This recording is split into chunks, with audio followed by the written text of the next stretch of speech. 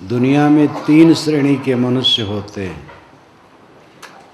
गृहस्थ होते हैं, विरक्त होते हैं और गुणातीत होते हैं। गुणातीत अवस्था जीवन की सर्वोच्च अवस्था है। प्रायः साधक कहते हैं कि महाराज मन चंचल है, नहीं ठहरता। गुणातीत अवस्था का अर्थ है मन एकदम मर जाना। बिना मन मरे अमृत फल नहीं मिलेगा। जिसका मन मर गया गुणातीत हो गया। लेकिन पहले गृहस्थी है, तब विरक्ति है, तब गुणातीत अवस्था है। इसलिए साहब क्रमशः कहते हैं, हद चले सो मानवा। गृहस्थी मर्यादा के अनुसार चलता है वो मनुष्य, और बेहद चले सो साध। जो बेहद चलता है, गृहस्थी की सीमा को छोड़ देता है, वो साधु। और हद और बेहद दोनों से ऊपर उठ जाता है, उसका मत अगाध है, गुणातीत है। गृहस्थ शब्द में 2 पद है, गृह और अस्थ। गृह नाम घर, अस्थ नाम स्थित। जो घर में रहे वो गृहस्थ है। यास्क मुनि ने अपने निरुक्ति में ये परिभाषा की है गृहस्थ की, गृह की, कि गृह जो पकड़ ले और जितना लाला के घर में धरो अपूर्ण लगे कि अभी मिला नहीं, पूरा हुआ नहीं। जितना ला के घर में धरो सब लगता है कम है, और मिलता और मिलता और मिलता। ये गृह का अर्थ है। ये शायद उन्होंने व्यंग में कहा हो। जो मनुष्य की खोपड़ी है तृष्णा से लबालब भरी, उस पर व्यंग है उनका। कहते हैं कि एक महात्मा अवधूत थे। वह एक पात्र में भोजन मांगते थे और खाते थे। तो एक राजा के यहाँ वो गए और कहे हम भूखे हैं, लाओ। तो पात्र ले लिए, तो उसमें दाल डालें, बाल्टी बाल्टी दाल डालें, और उसमें पता नहीं खो जाए। टोकरी टोकरी भात डालें और उसमें दिखाई ही नहीं दे। तो राजा का भंडार घर सूना हो गया, सब वो पात्र में पता नहीं कहाँ चला जाए। तो एक दूसरे महात्मा आए, तो उन्होंने उसको देखा, तो कहा अरे भाई, ये तो मनुष्य की खोपड़ी है। ये धातु का बर्तन होता तो थोड़े में भर जाता, ये मनुष्य की खोपड़ी है। तो ये व्यंग है। मनुष्य की खोपड़ी में भी जितनी वस्तु डालोगे उतने रहेगी, घटेगी नहीं। चमत्कार बिल्कुल झूठ है, ये ध्यान दीजिए। चमत्कार का अर्थ है बाबा आकाश में उड़ते हैं, 500 बरस के हैं, जो चाहे सो कर देते हैं। चुटकी बजाते किसी का रोग दूर कर सकते हैं, बच्चा दे सकते हैं, धन दे सकते हैं। पानी पर वैसे चल सकते हैं जैसे कोई पृथ्वी पर चले। स्वयं भुनगा मच्छर बन सकते हैं और हाथी बन सकते हैं। हनुमान जी लंका गए तो ऐसे किए, बहुत छोटा रूप बना लिए और फिर पर्वताकार कर लिए। इसी प्रकार 2 किलो चावल के भात में कई हजार लोगों को खिला दिया और 1 हंडा भात बच गया। ये महात्मा की कृपा। महात्मा की कुटिया बन रही थी, 20 फीट के सहतीर की जरूरत थी, तो 19.5 फीट थी, 6 इंची कम थी। अब 6 इंची कम थी तो दीवार पर कैसे पहुँचे अगले हिस्से में? तो महात्मा ने उसको ताक लिया, बस वो बढ़ गई। ये सब चमत्कार की बात। और ये सब पूरा झूठ है, छल कपट है। धर्म के जामा में छल कपट। और ये छल कपट पूरा काल से किया गया है और सभी संप्रदायों में है, कोई बचा नहीं है। कबीर ने इस चमत्कार के प्रपंच में आग लगा दिया, लेकिन कबीर पंथ में आकर के वो चमत्कार जम गए। इसीलिए एक कबीर से काम नहीं चलेगा, और को कबीर होना पड़ेगा। एक कृष्ण से काम न चलेगा, और कृष्ण होना पड़ेगा। कृष्ण महाक्रांतिकारी। कृष्ण की प्रथम चर्चा ऋग्वेद के 8वें मंडल के 96वें सूक्त में आता है, और जहाँ खिल भाग नहीं है वहाँ 86वें में आता है, 85वें में। और वह 3 मंत्रों में उनका वर्णन है। वन्य जातियों के नायक 10,000 सेना लेकर के अंशुमती नदी के तट पर सूर्य के समान अवस्थान प्रस्थान करने वाला, चीत्कार करने वाला इंद्र ने उसे परास्त किया। ये वेद में आता है, क्योंकि कृष्ण यज्ञ के विरोधी थे। यज्ञ में पशुवध होता था, कृष्ण पशुपालक थे। और कृष्ण केवल आर्यों के रक्षक नहीं थे, मानव मात्र के रक्षक थे। इसलिए कितने चिंतक कहते हैं कृष्ण स्वयं आर्य नहीं थे, क्योंकि वो भी काले थे। तो आर्य अनार्य तो बकवास है, सब आर्य हैं, अनार्य कोई नहीं है। कृष्ण छांदोग्य उपनिषद में जीवन यज्ञ का उपदेश घोरांगरस से पाते हैं, और आत्मज्ञानी हैं। महाभारत में वह नेता हैं, राजनीतिक हैं। गद्दी पर कभी नहीं बैठे, लेकिन गद्दी वालों को नचाते रहे जीवन भर। शूरवीर, दुष्टों के दलन करने वाले, रसिया नहीं। सिर्फ महाभारत में 1 लाख से कुछ ज़्यादा श्लोक हैं, कहीं भी रसिया की चर्चा नहीं। लेकिन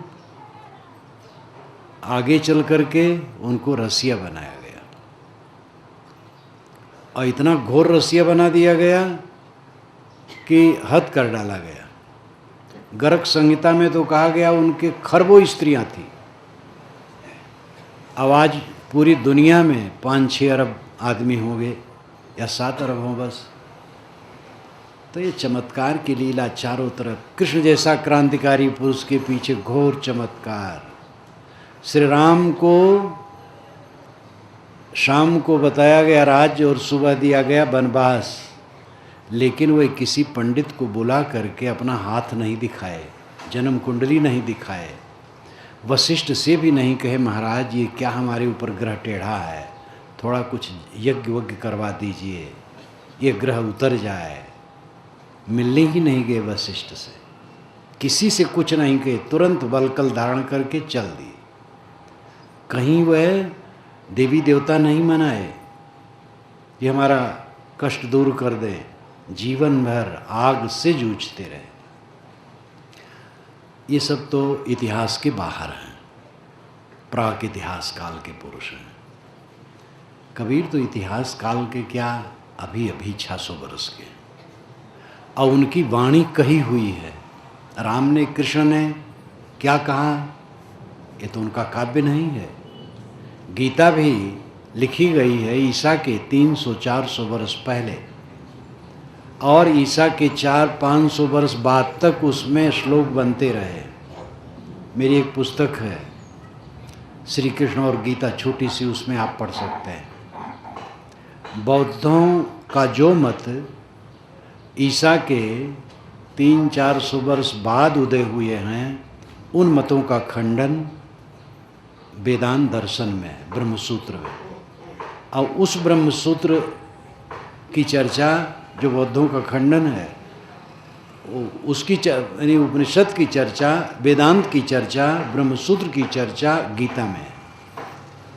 तो बौद्धों का विचार पहले आया, तब ब्रह्मसूत्र में गया, और ब्रह्मसूत्र से तब गीता में गया, तो इसमें समय लगता है। और बौद्धों का वो दार्शनिक विचार ईसा के 300-400 वर्ष बाद उदय हुए हैं। तो श्री कृष्ण महाराज ने कुछ लिखा, राम ने कुछ लिखा, ऐसा नहीं। उनके विषय में कहा गया कबीर की तो वाणी है अत्यंत क्रांतिकारी, लेकिन कबीर के पीछे इतना चमत्कार जोड़ा गया है कि हद है। सबका चमत्कार फीका कर दिया गया, क्योंकि कमाने खाने का धंधा चमत्कार सबसे बढ़िया चीज़ है। अगर आप चमत्कार फैलाएं तो धन और जन बढ़ेगा। अगर यहाँ प्रचार कर दिया गया होता कि भारत से हमारे महात्मा आए हैं, आ रहे हैं, जो सिद्ध पुरुष हैं, जो चाहें सो कर दें, तो इसके लिए बहुत बड़े मैदान की ज़रूरत होती। पूरा नेपाल, काठमांडू उमड़ पड़ता। तो चमत्कार कमाने खाने का धंधा है, और धर्म चमत्कार में डूबा है। धार्मिकों ने लौकिक लाभ के लिए चमत्कार का प्रपंच फैलाया।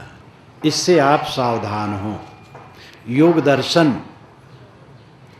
की रचना हुए ऐतिहासिक दृष्टि से 2100 वर्ष हुए हैं,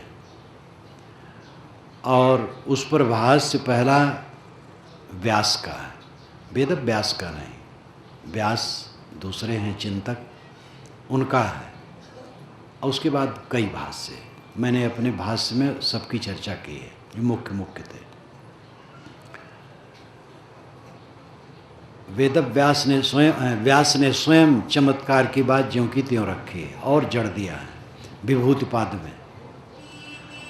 कई पंडित कहते हैं कि आपने पहली बार योग दर्शन के भाष्य में विभूतिपाद के चमत्कारों का खंडन किया, और किसी ने नहीं किया, और पंडितों ने स्वीकारा कि बिल्कुल सच आपने किया। ये गतानुगतिका। चमत्कार इतना व्याप्त है चारों तरफ कि इसको कहने में लोग समझते नास्तिकता हो जाएगी अगर खंडन करेंगे। नास्तिक होने से आप डरेंगे तो आपको सच्चा बोध नहीं होगा। नास्तिक कौन, मेरी एक पुस्तक है, पतली सी है, कबीर दर्शन का एक संदर्भ है। आप देखिए, नास्तिकता से कोई बचता ही नहीं। स्वामी शंकर ने वैष्णव को अवैदिक कहा, अवैदिक हो नास्तिक है, और वैष्णव ने शंकराचार्य को प्रच्छन्न बौद्ध कहा, अवैदिक, नास्तिक हो गए। स्वामी दयानंद ने इन दोनों को नास्तिक खुल करके कहा है तो ये दोनों मत वाले दयानंद सरस्वती को नास्तिक कहते हैं। हम आपको नास्तिक कहते हैं, आप हमें नास्तिक कहते हैं, सब मिला के सब नास्तिक हैं। तो ये नास्तिक शब्द कमजोरों का शब्द है। दुनिया में एक व्यक्ति मुझे नास्तिक नहीं मिला। जो नैतिकता को न माने वो नास्तिक है, और नैतिकता को चोर भी मानते हैं।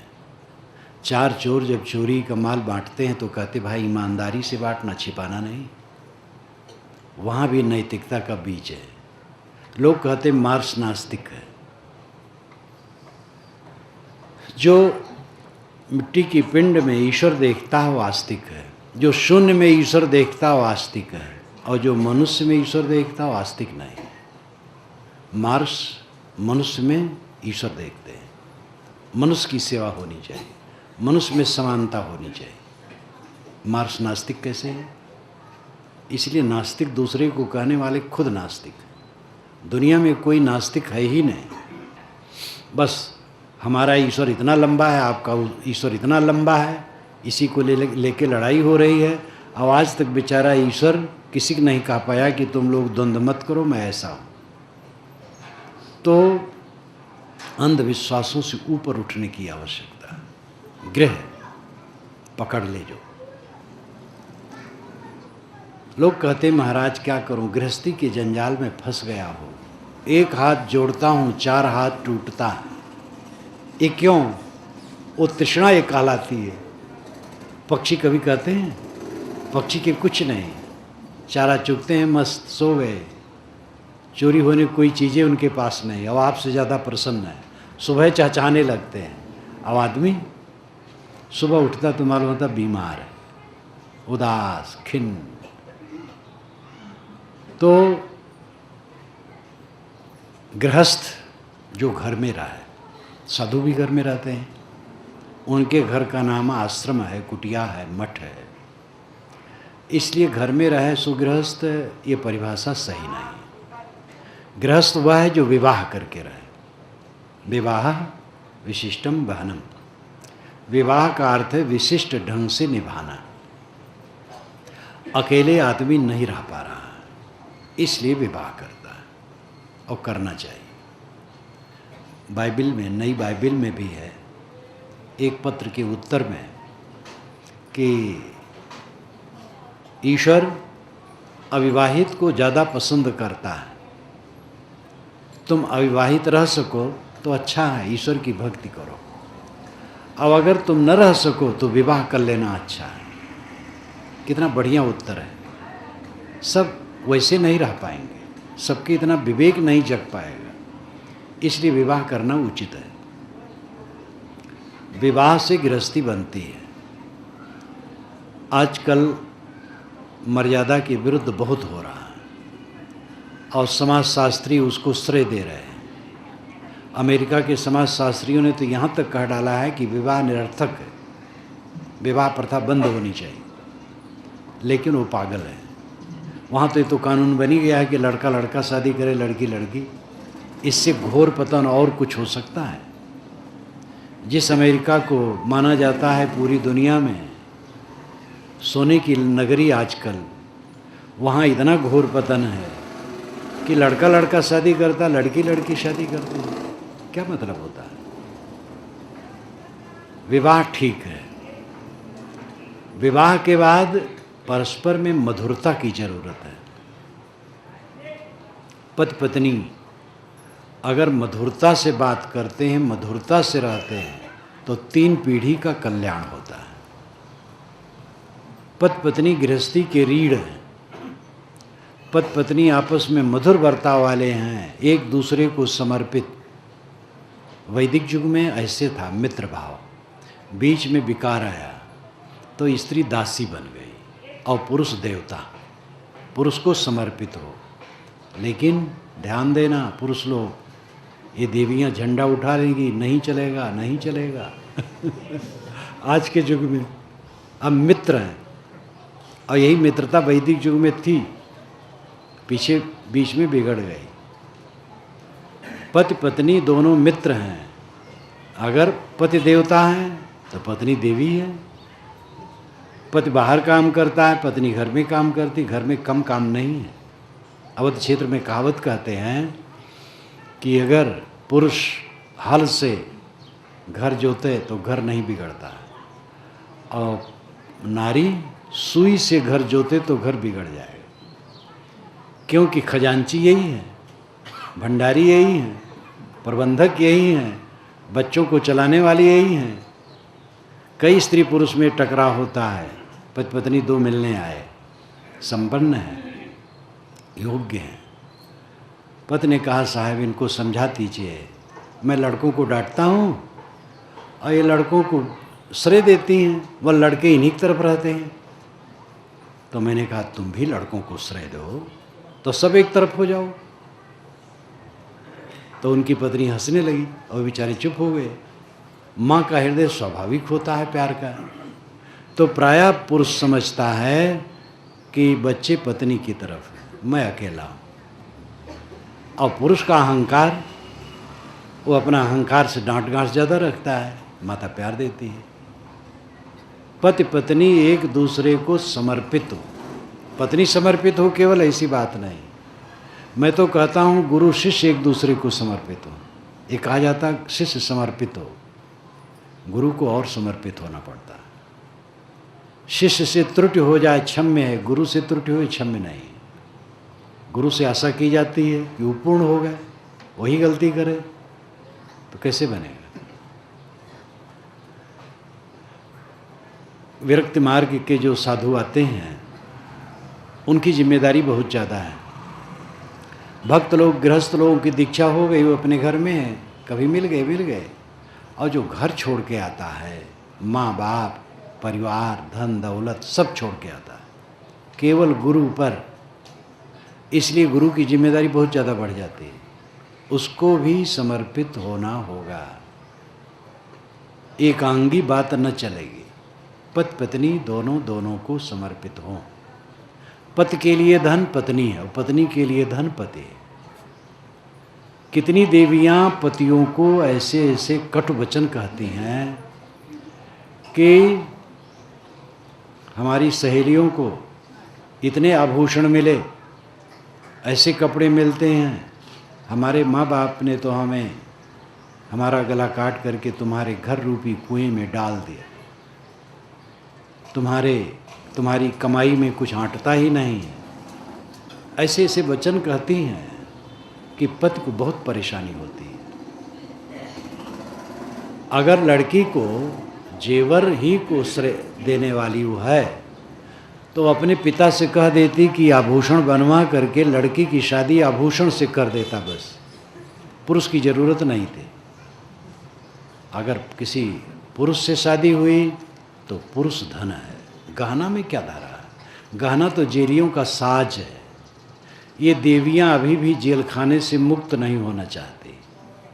हाथ में हथकड़ी, गले में तौंग, पैर में बेड़ी और थोड़ा थोड़ा सोना चांदी के लिए नाक कान सब छदा लेना। जगो, ऊपर उठो, अपने पतियों को आभूषण और वस्त्र के लिए कटु न कहो।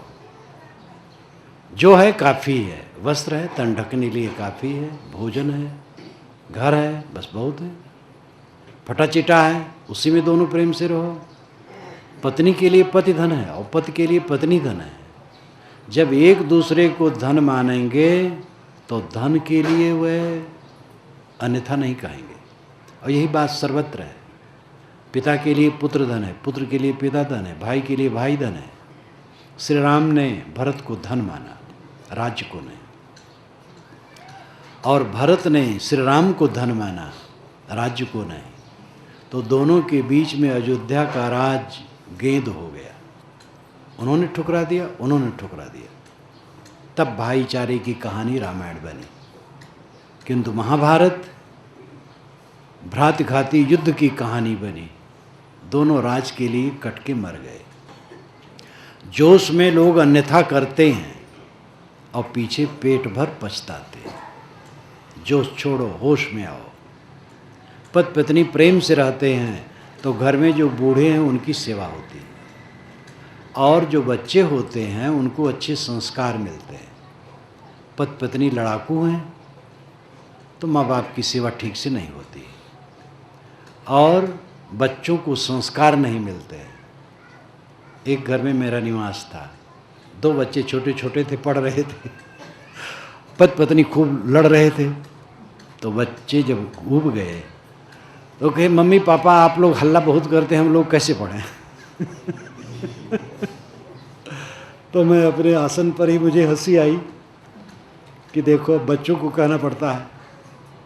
तो ये माँ बाप पति पत्नी का असभ्य व्यवहार है। 3 पीढ़ी का हित, बुजुर्गों का, बुजुर्गों की सेवा, बच्चों को अच्छे संस्कार, और पति पत्नी आनंद से रहेंगे। गृहस्थी में प्रवेश करने के बाद जब संतान आती है तो संतान के साथ अच्छा बर्ताव और अहंकार का भाव उससे जुड़ता है, वही विकार पैदा करता है। बच्चे कोमल होते हैं, प्रिय होते हैं। जब जवान होते हैं तो उनकी रुचियां होती हैं, उनके संस्कार, उनके स्वभाव, उनके गुण कर्म, तो भिन्नता होती है और उसमें खटकता है। फिर माता पिता बच्चों को कटु कहते हैं, डांटते हैं। डांटना कभी बुरा नहीं है, लेकिन जब आप 20 बार प्यार करेंगे तो एक बार की फटकार गलत नहीं होगी। अगर आप फटकार ही फटकार करें, प्यार न करना जानें, तो बच्चे कब तक श्रद्धा समर्पित करेंगे? ये ध्यान देने योग्य बात है। स्नेह की जरूरत है, प्यार की जरूरत है, सहने की जरूरत है। आपका बच्चा भले है, लेकिन वो एक स्वतंत्र जीव है, उसके अपने संस्कार हैं। बच्चों को अच्छे संस्कार दो, सीख दो, समझ दो, और वो जैसे हैं उसको स्वीकारो। जैसे करेंगे वैसे भरेंगे, मजबूरी है, करोगे क्या? विचारों की भिन्नता है तो उसको लेकर के कोई परेशानी नहीं है, सहो। कहीं कहीं सचमुच बच्चे गड़बड़ होते हैं, उसको भी सहना पड़ता है। लड़ने से बिगड़ने के सिवा और कुछ नहीं होगा। सदैव समता और शील में आनंद है। मन क्यों उलझता है? जो लोग शिकायत करते हैं कि मन बड़ा चंचल है, किसने बनाया है चंचल? हम लोगों ने बनाया है।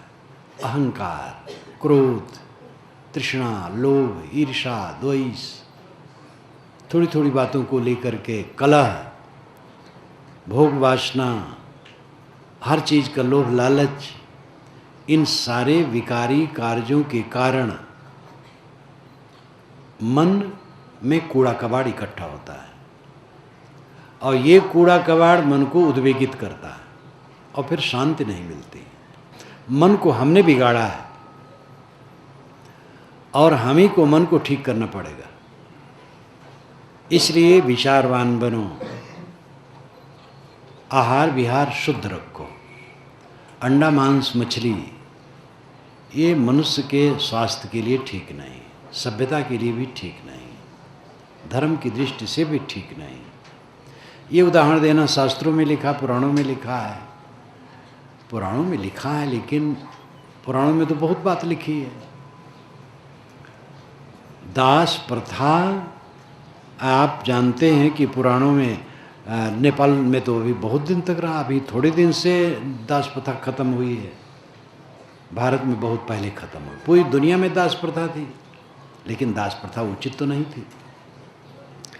इसलिए उदाहरण से कोई बात सही नहीं होती है। अंडा मांस मछली का त्याग होना चाहिए, सात्विक भोजन, नशा का त्याग। कि नशा मांस का भी त्याग न करोगे।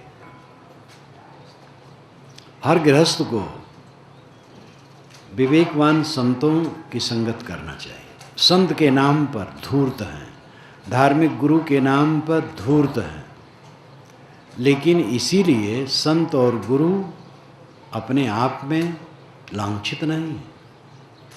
कंकर है और कंचन भी है, चावल है, भूसी भी है। भूसी छोड़ो, चावल लो। किसी संत गुरु से जुड़ना चाहिए और विचार लेना चाहिए। फैमिली डॉक्टर होते हैं, इसीलिए इसी प्रकार फैमिली गुरु भी होना चाहिए। किसी गुरु संत से जुड़ करके तो आपको अच्छे विचार मिलेंगे। बस सावधानी चाहिए कि धोखेदार वाला गुरु न मिले।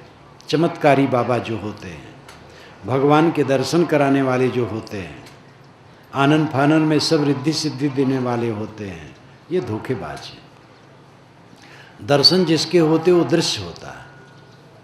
यत् चक्षुषाना पश्यति येन चक्षुंष पश्यति तदेव ब्रह्मत्वं विद्यनेदम यदमुपास्ते, ये श्रुति वचन है। जिसे आंखें नहीं देखती, जिसकी सत्ता से आंखें देखती हैं, उसको तू ब्रह्म जान। आँखों से देख करके जिसकी तू उपासना करता है वो ब्रह्म नहीं है। गोस्वामी जी हर जगह श्री राम के सौंदर्य में आगंतुकों को मोहा दिया है, लेकिन जब उन्होंने सही बात कही तब कहा, देखी सुनी गुनी मन माही, मोह मूल परमार्थ नाही। जितना देखो सुनो गुनो, मोह पैदा करने वाला है, परमार्थ नहीं। इंद्रिय और मन के झरोखों से दुनिया को हम देखते हैं, उसी में क्षोभित होते हैं, और वो दुनिया की वस्तु हमारे पास रहने वाली नहीं। कितना प्रिय से प्रिय है उसका वियोग होता है। पति पत्नी जो साथ साथ हैं, थोड़े दिन में बूढ़े हो जाते हैं। जब वे जवानी में इकट्ठे होते हैं तो एक दूसरे को स्वर्ग मानते हैं, और कुछ ही दिन में एक दूसरे को नरक मानने लगते हैं। संसार का सारा रंग बदरंग हो जाने वाला है, और इस पर सब समय संतों ने, ऋषियों ने, महात्माओं ने निर्देश किया कि कबीर धूर सकेली के पुड़ी जो बांधी ये, 4 दिवस का देखना अंत खेह की खेह। बालू धूल बटोर करके मैंने एक शरीर की पुड़िया बांध ली। 4 दिन का देखने भर का, अंत में धूल का धूल। कबीर नौबत आपनी दिन 10 लेहु बजाए, यह पुरपट्टन यह गली बहुर न देखो हुआ है। अब श्री आज्ञा साहब ये आश्रम देखने नहीं आएंगे, ये बानेश्वर की गली और काठमांडू की सड़कें देखने नहीं आएंगे, भक्तों को समझाने नहीं आएंगे। ये सामने है इसलिए इसका उदाहरण दिया। ऐसे सबका है, कोई नहीं आएगा। संत जन कल्याण रूप है, वे संसार में नहीं आएंगे। जो कल्याण रूप नहीं है संसार में आएंगे, वो तो अस्मृत नहीं रहेगी कि ये मेरा है। सब कुछ क्षणभंगुर है, नाशवान है। ये विवेक जागे बिना किसी के मन का मोह मिट नहीं सकता है। साधना में प्रगति क्यों नहीं होती? क्योंकि वैराग का अभाव है। वैराग शब्द आप लोगों ने साधुओं की जिम्मे छोड़ दिया है। गृहस्थों के निकट वैराग नहीं आना चाहिए, लेकिन वैराग स्त्री पुरुष गृहस्थ विरक्त सबके लिए महौषधि है। बिना अनासक्त हुए किसी का चित्त शांत नहीं हो सकता है। हर गृहस्थ को चाहिए कि नियम बनावे, अकेले में बैठे। संध्योपासना का विधान हुआ था, दुर्भाग्य से ब्राह्मण क्षत्रिय वैश्यों मात्र के लिए था। मुसलमानों में ऐसा नहीं है। नमाज 5 वक्त मुसलमान मात्र के लिए, चाहे वो सैयद हो, शेख हो, पठान हो, झुलवा दुनिया हो, मेहतर हो, जितने मुसलमान हैं सब के लिए 5 वक्त नमाज और सब के लिए मस्जिद है। हिंदू में अंधजों के लिए मंदिर में प्रवेश नहीं है। ब्राह्मण क्षत्रिय वैश्य के लिए संध्योपासना है, द्विजाति, शूद्र के लिए नहीं है। ये दुर्भाग्यपूर्ण है। वेदों में कहीं नहीं कहा गया है कि उपासना के अधिकारी अमुक वर्ग के लोग हैं। पंच एमिरे जनाः, ये ऋग्वेद के मंत्र का अंश है। पंच एमिरे जनाः, एमिरे नाम हवन करना। पंच जनाः, पंचजन यज्ञ करते हैं। पंचजन कौन है? ब्राह्मण क्षत्रिय वैश्य शूद्र निषाद। और ये पंचजन शब्द अनेक बार दोहराया गया है और सबका अर्थ यही। विदेशी विद्वानों ने दूसरा अर्थ किया है, सायण ने यही किया। सायण का अर्थ ही सच है। वैसे विदेशी विद्वानों के कई अर्थ सच हैं, कहीं सायण से भी गलती हुई, लेकिन यहाँ सायण का अर्थ बिल्कुल सच है। मैंने अपने वेद में लिखा है, ज्ञानी, शासक, व्यवसायी, शिल्पी और श्रमिक, ये 5 वर्ग पूरी दुनिया में सब समय रहे हैं और सब समय रहेंगे। संध्योपासना का अर्थ है संध्या काल में उपासना। संध्याएं 4 हैं, रात और दिन का जोड़ सुबह है, दिन के दोनों पक्षों का जोड़ दोपहर है, दिन और रात का जोड़ सायंकाल है, जैसे ये समय, और रात के दोनों पक्षों का जोड़ आधी रात है।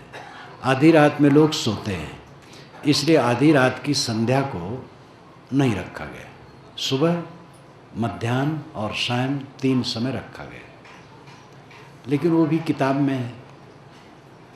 कितने द्विजात के लोग हैं जो संध्योपासना करते हैं। संध्योपासना का विधान वैदिक कोई बात नहीं। संध्योपासना का अर्थ है संध्या काल में बैठ करके अपने आत्मा के निकट आओ। उपासना, उपनिकट आसना, बैठना, अपने आत्मा के निकट आ जाओ। सुबह से शाम तक धाएं धाएं दुनिया के प्रपंच में दौड़ रहे हो, तो थोड़ा समय अकेले बैठ जाओ, अपने आत्मा के पास आओ। जब ये रोज काम करोगे तो धीरे धीरे सधेगा, मन ठहरेगा, और उसके साथ जो प्रपंच है वो भी घटाओ। जहाँ गए अहंकार पूर्वक बात की, बात में लड़ गए, नौकर से लड़ गए, मालिक से लड़ गए, बच्चों से लड़ गए, दुकान पर सामान खरीदने गए वहीं लड़ गए। लड़ने भिड़ने की जो प्रवृत्ति रखेगा वो शांति नहीं पाएगा। क्षमा कर देना, गम खाना, संतोष करना, तब मन में शांति आएगी। भोग की तृष्णा रखोगे कभी मन स्थिर नहीं होगा। कम से कम वस्तुओं में गुजर करने की प्रवृत्ति वाला शांति पाता है। जो अधिक से अधिक चाहता उसको कभी शांति मिल ही नहीं सकती। जो लड़ना चाहेगा, तृष्णा रखेगा, भोग लोलुप होगा, अधिकार की इच्छा रखेगा, मेरी बात मानी जाए, मेरी बात नहीं माना तो मार तुर्रमखा बन गए, लाल लाल हो गए, ऐसे लोगों को शांति मिल सकती है। ये तो विचारों का अंतर है। मेरी बात कोई नहीं माना, नहीं माना। अहंकार को नम्र किए बिना किसी को शांति नहीं मिलेगी। हर स्त्री पुरुष को चाहिए रोज अकेले में बैठें, ज्ञान के ग्रंथ को पढ़ें, चिंतन करें, अपने दोष को घटावें, सद्गुणों को बढ़ावें, मन की शांति वाला काम करें। ऐसा करते करते होगा, पक्का है होगा। मोक्ष और भोग, भोग परतंत्र है, मोक्ष स्वतंत्र है। भोग में हम परतंत्र हैं, मोक्ष में स्वतंत्र हैं। मोक्ष सरल है, भोग कठिन ही नहीं, असंभव। भोग मिलता है ग्रहण से, मोक्ष मिलता है त्याग से। ग्रहण करने में सब परतंत्र है, त्यागने में सब स्वतंत्र है। ये चीज़ जो अगली बिल्डिंग है, मुझे मिल जाए, वो कैसे मिल जाएगी? वो दूसरे की है।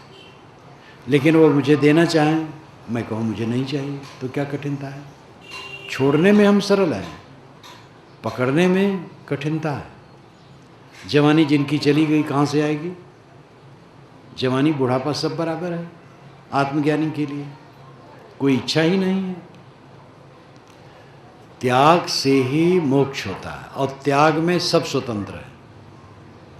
भोग ग्रहण करने से होता है, और भोग में सब परतंत्र है। राजे महाराजे कितना राज चाहते हैं, नहीं मिलता है। नेता लोग सब मंत्री बनना चाहते, प्रधानमंत्री बनना चाहते हैं, सब कैसे बनेंगे? अब तो जनतंत्र यहाँ हो गया है, कई पार्टियाँ हैं, सब पार्टी के लीडर प्रधानमंत्री होना चाहेंगे, होगा तो एक ही। तो भोग परतंत्र है, मोक्ष स्वतंत्र है, व्यक्तिगत है। कामना छोड़ दो मोक्ष, इच्छा छोड़ दो मोक्ष। सबको आध्यात्मिक काम करना चाहिए।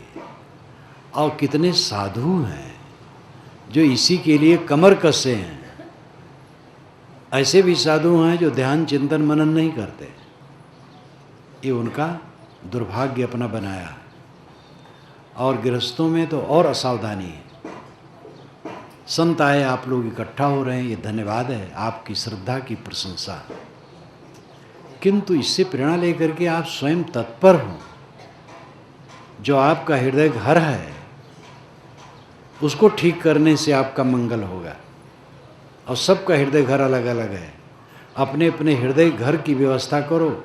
कबीर साहब ने कहा, संतो घर में झगड़ा भारी। ऐ संतो, घर में बहुत भारी झगड़ा मचा हुआ है। वो घर क्या है? हृदय। उन्होंने ये भी कहा, घर में झगड़ा होत है सो घर जारो डारो जारी। घर में झगड़ा होता है सो घर डारो जारी। जिस घर में झगड़ा होता है उसमें फूंक दो। तो ये नहीं कि घर में कहीं झगड़ा हो जाए तो मकान को जला दो। ये हृदय घर में झगड़ा हो रहा है, इसमें ज्ञान की आग लगा दो और अहंकार भस्म हो जाए।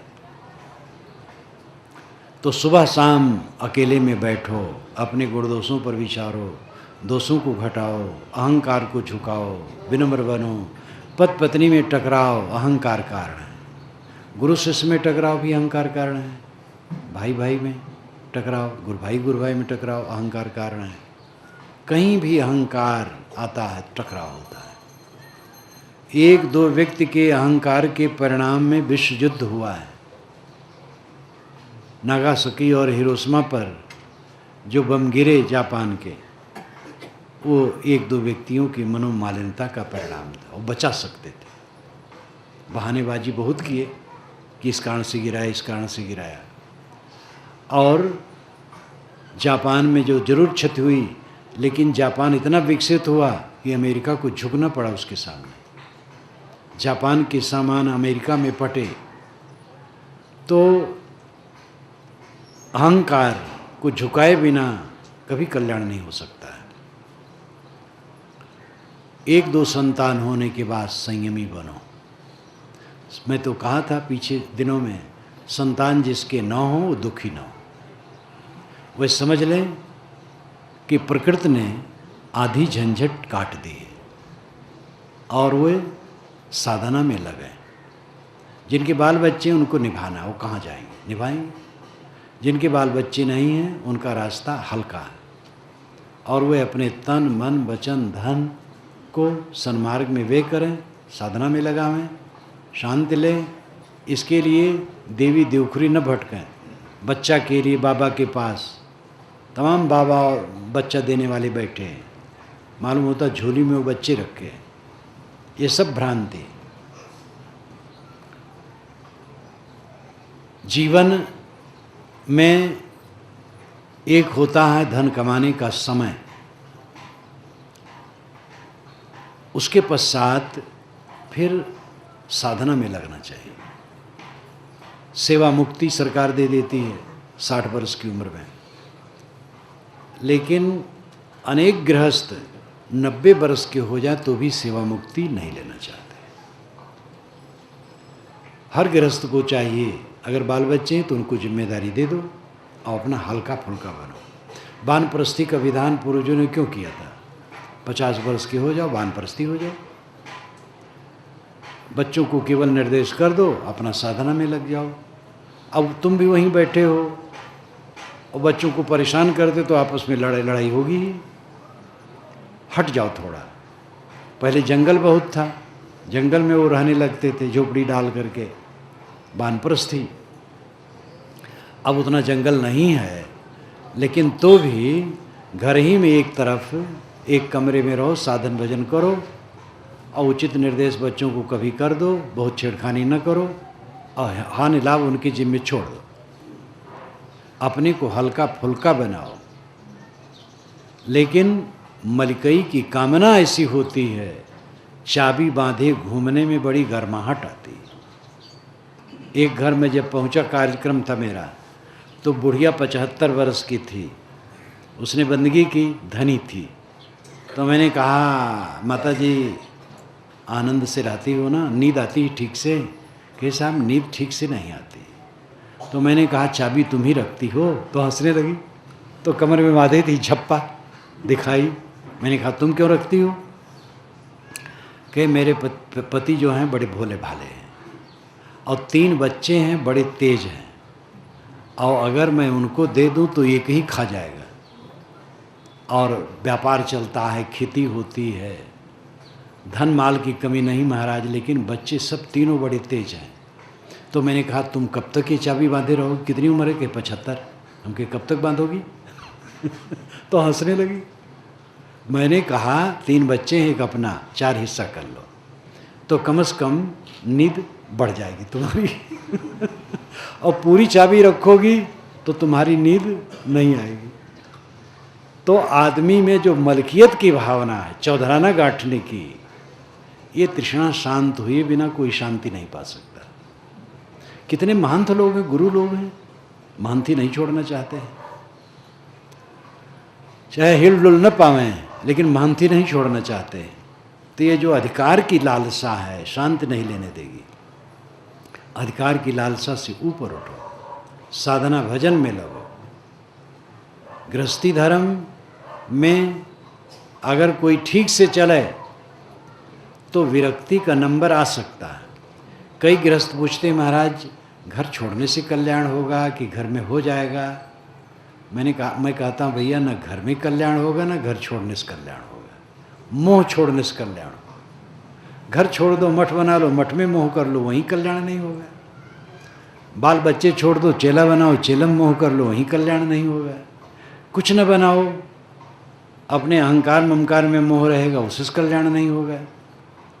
इसलिए घर में हो, घर में वैराग करो, घर न छोड़ो। घर में वैराग करते करते जब ओवरफ्लो हो जाएगा वैराग का, तो घर भी छोड़ सकते हो। लेकिन घर छोड़ दिए और 4 दिन के बाद सोचिए अरे घर अच्छा था, तब फिर जब घर में आओगे तो आपकी इज्जत खराब हो जाएगी। एक सज्जन की ही दशा हुई थी, धनी आदमी थे और अधिकारी थे, रिटायर्ड हुए। अब उनके बच्चे और बड़े बड़े अधिकारी हो गए, क्योंकि पढ़ाई लिखाई ज़माना बढ़ा है। उनके 4 बच्चे थे, कोई इंजीनियर, कोई डॉक्टर, कोई प्रोफेसर। तो उनके अहंकार की बात थी, उनको लगे कि बच्चे बात नहीं मानते हैं, आदर नहीं देते हैं। ये जो बोध है अपमान का, तिरस्कार का, ये अपने अहंकार का फल है। इसीलिए वानप्रस्थ की जरूरत है ना, कि बच्चे अपने ढंग से रहें, आप अलग से उसमें रह करके भजन साधन करो। तो गुरु महाराज के पास आए, ये अयोध्या की बात है और फैजाबाद की। फैजाबाद में वो रहते थे, अयोध्या में उनका गुराश्रम था। तो कभी कभी वो आते थे जब गुराश्रम, तो अब साधुओं का भोजन अपना साधारण बनता है, मोटा चावल बन गया, दाल, टिक्कर, साधु लोग रोटी को टिक्कर कहते हैं, मोटी मोटी रोटी बना ली सब्जी है तो है, नहीं तो है नहीं, अपना खा लिए। तो जब वो आवें तो गुरु जी बड़े व्यवहारिक रहें, उनके लिए थोड़ा पतली रोटी और घी लगवा दें, थोड़ा चावल महीन करवा दें, सुबह उनके लिए दूध जलपान कर दें। अब वो घर से एकदम नाखुश हो गए और कहे महाराज अब मैं घर नहीं जाऊंगा, अब आपकी शरण में रहूँगा। उन्होंने बहुत समझाया, नहीं माने, लड़के आए, नहीं माने, रहने लगे। तो पहुनई की बात 2-4 दिन की होती है, रोज रोज तो सामान्य में चलेगा। तो अब साधुओं के साथ चटाई पर सोना, और जो साधुओं का टिक्कर है वही वो भी खाना और सुबह जलपान, कहीं उबला हुआ चना और कभी कुछ। अब धीरे धीरे उनको लगने लगा कि बड़ा मुश्किल हो गया। तो एक दिन सरजू नदी में स्नान करके रेत में खड़े थे और एक हाथ की कलाई दूसरे में पकड़ के ऐसे नाप रहे थे, ये कुछ पतला हो गया और उनके गुरुजी समझ रहे थे, लेकिन उनके गुरुजी खूब चलते पुर्जे थे। वो सोचे काफ़ी टूट जाए तब बात सामने आवे। इतने में गुरुजी सामने आ गए, कहे कहो भैया क्या बात है?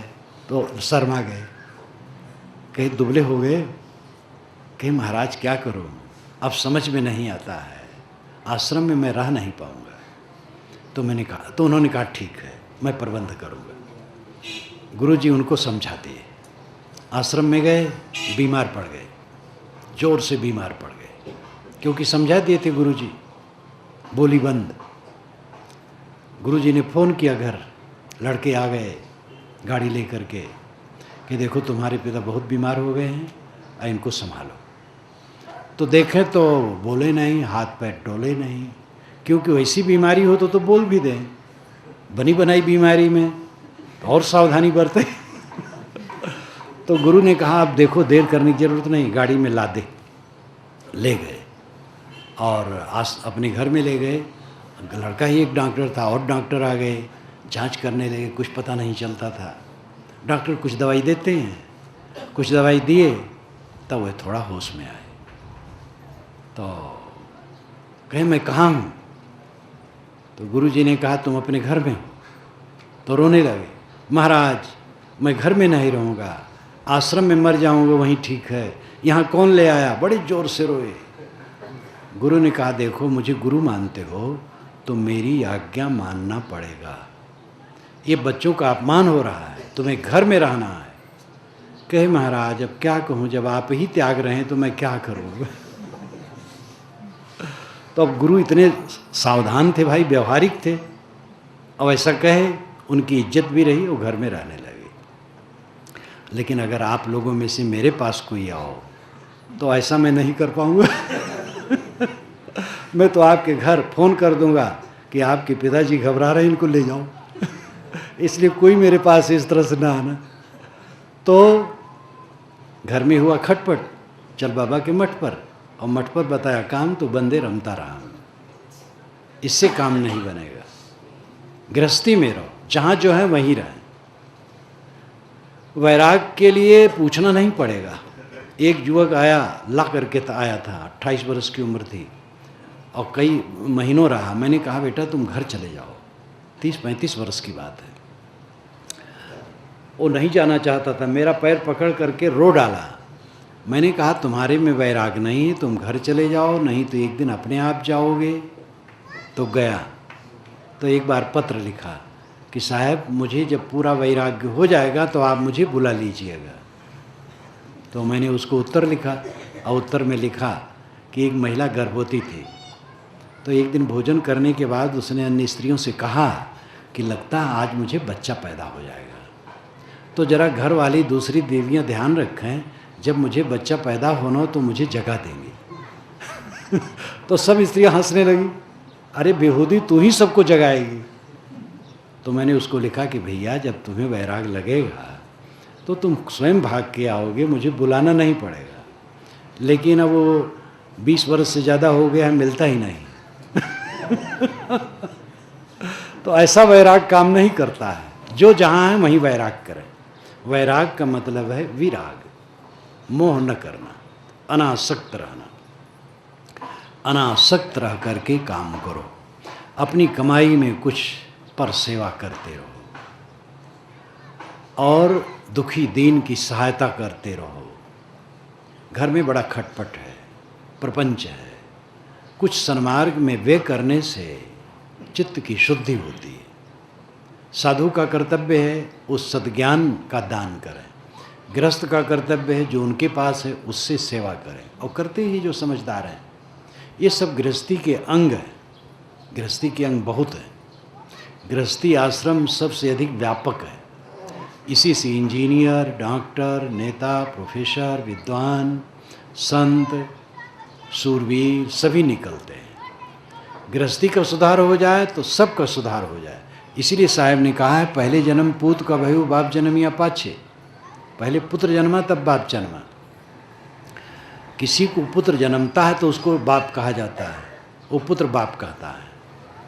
आप किसी गली में नहीं सुने होंगे कोई कहता जाए कि फलाने घर में बाप जन्मा है, पुत्र जन्मा कहते हैं। पुत्र जन्मता है, जब वो बड़ा होता है तो अपने पिता को बाप कहता है। इसलिए अगर पुत्र का सुधार हो जाए तो पिता का सुधार अपने आप हो जाएगा, और पिता का सुधार हो तो पुत्र का सुधार हो जाएगा। इसलिए खाने पीने की चीज़ें करीब करीब सबको मिलती हैं। ज़्यादा अहंकार और दुर्गुण ये कलह मचाते हैं। घर गृहस्थी वह घर है जहाँ पर एक दूसरे से मधुरतापूर्वक बोलते, मुस्कुरा करके बोलते, मीठे वचन बोलते हैं। शाम को घर में इकट्ठे हो, एक दूसरे से हंस हंस कर बात करो। 24 घंटे में एक बार हंसी का कहा आपके घर में उठना चाहिए, तब माना जाएगा लोगों के हृदय की कुंडी खुली है। एक आया तो दूसरा बोलता ही नहीं, देवरान जेठान से नहीं बोलती, सास बहू से नहीं बोलती, तो घर में स्वर्ग कैसे उतरेगा? स्वर्ग कहीं बाहर नहीं है, अपने में लौट आना स्वर्ग है। स्वर्गा स्वर्ग, स्व में गमन, अपने में लौट आना स्वर्ग है।